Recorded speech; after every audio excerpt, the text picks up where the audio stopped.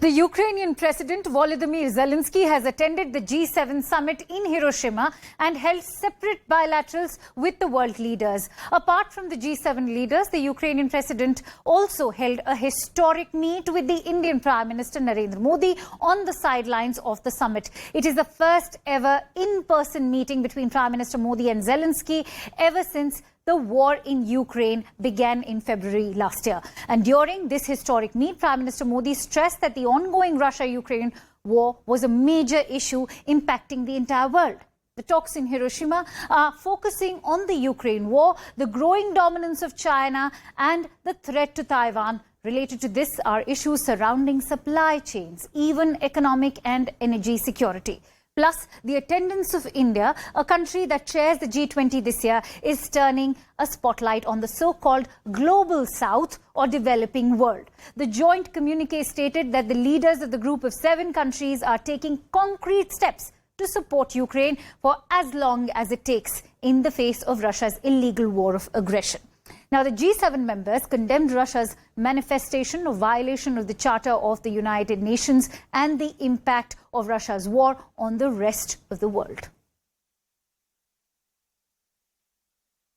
लेकिन पिछले साल जब हमारे बच्चे यूक्रेन से वापस आए तब उन्होंने परिस्थितियों का जो वर्णन किया उसमें मैं आपकी वेदना और यूक्रेन के नागरिकों की वेदना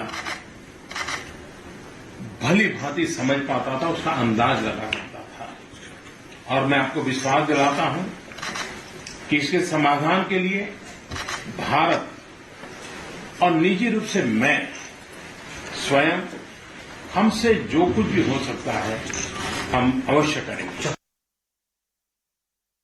Apart from that meet between the Ukrainian President and the Indian Prime Minister, the Quad Summit, which was earlier scheduled for next week in Sydney, also took place in Hiroshima on the sidelines of the G7 summit. Having said that, the meet will still happen in Sydney, but without the US President. Henceforth, this meet was equally important.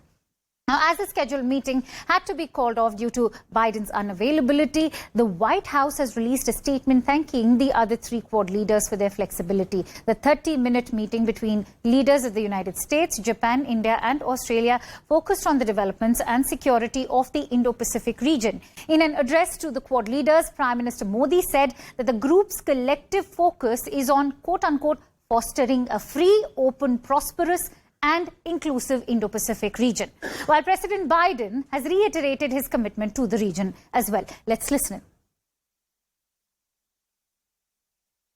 I am very pleased to be taking part in this Quad summit today and to be among friends.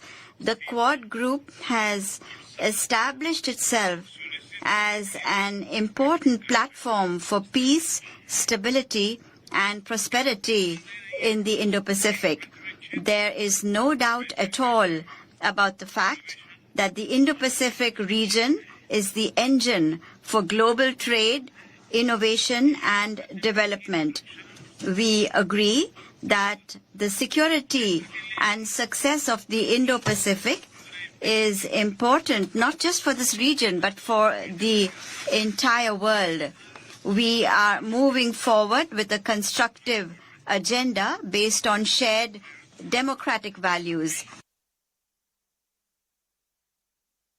While our setting today is different, than our mission remains the same, and that is to advance our vision of a free, open, secure, and prosperous Indo-Pacific, and to demonstrate the capacity of democracy in the Pacific, and to demonstrate the capacity of democracies to deliver on in a shared region.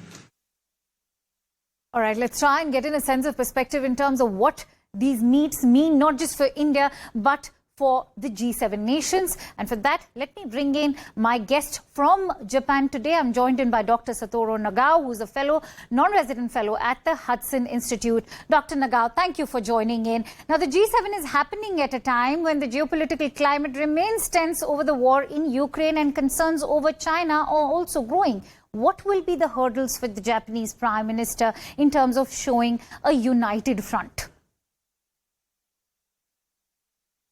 Yes, in this G7 summit, Japan focusing on the three issues and including this how to deal with Russia's invasion against Ukraine. That's true. And three things is, I should say, the first one is Russia, another one is China. And to achieve these goals, we need the global south. That is the third one. So, but in case of the Russia's aggression to Ukraine, in our perception, Japan's perception, if Japan or international community allows Russia the invasion as beneficial for Russia, China want to follow such kind of example.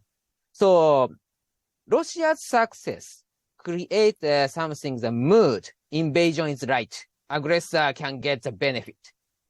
That kind of the mood itself, Japan do not want to create.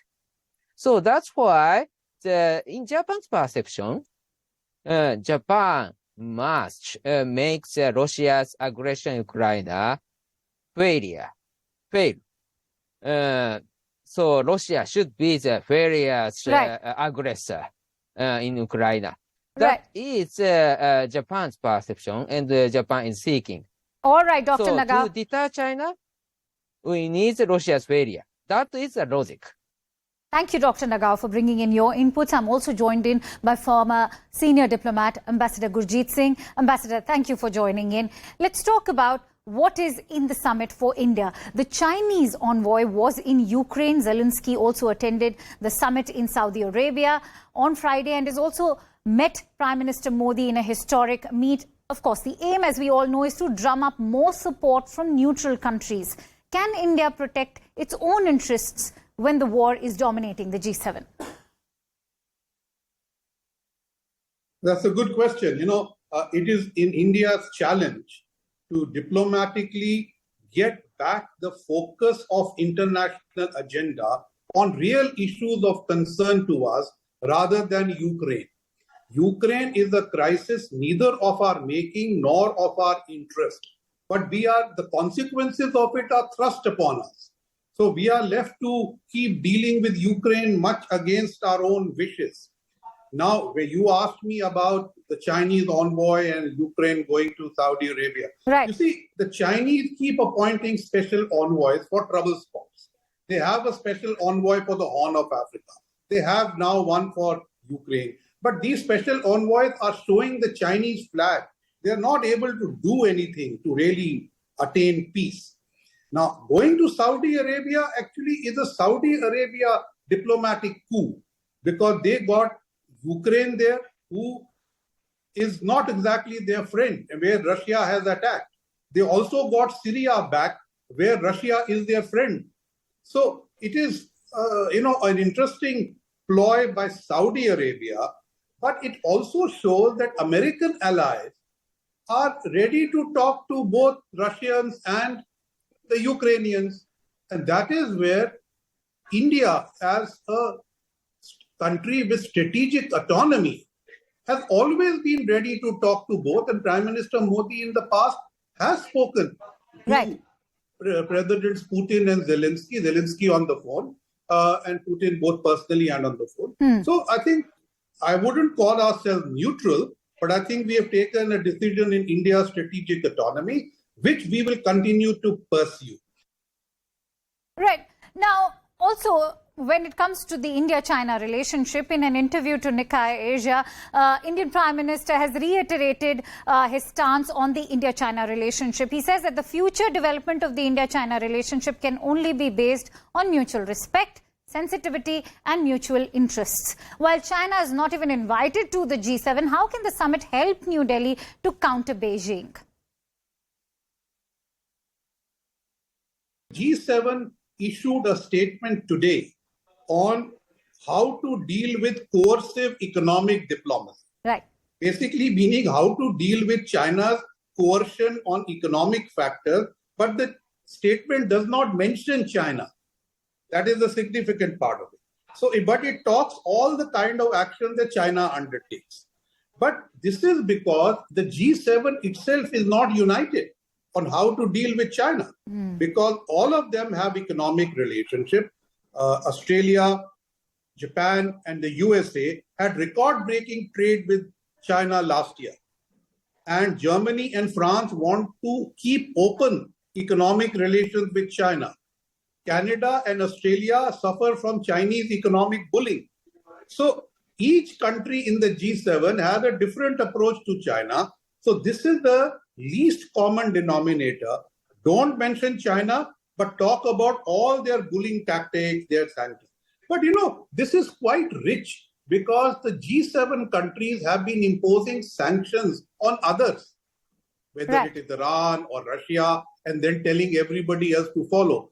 Those sanctions don't have international, legal basis. They don't come from the United Nations. So, you say China should not do this to others, but you can do it to others. So, a bit rich. But yes, as India, I think it's a good statement because we also want China to play by the rules. And that's what that G7 statement says, that if China abides by the rules, G7 will work with them, because they don't want to harm China in any way.